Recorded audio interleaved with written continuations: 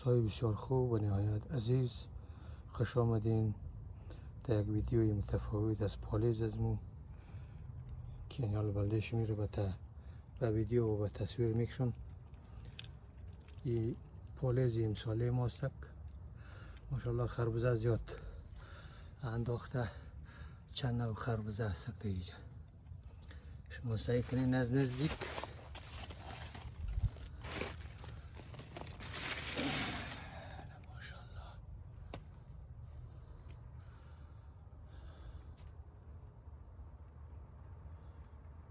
یک بخشی از پالیز خود را امروز ایره بلده دوستا به تصویر میکشم. انشالله اگر خوشتان آمد لطفا همی ویدیو را لایک کنین و با کامنت های بسیار زیبایتان ما را تشویق کنین که ما بیشتر بتانیم انشالله در سالهای آینده محصولات بسیار خوبی را برداشت کنیم و شما را هم تشویق کنیم که شما انشالله همی کار کنین. All of my dear viewers, whoever you are and wherever you are, if you watch this video and if you like it,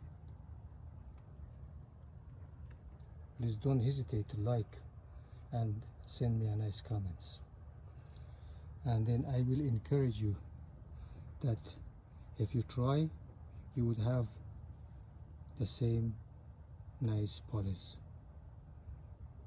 This is a really nice harvest and I'm so proud of myself that I am able to do like this good job and then have a very natural and organic harvest.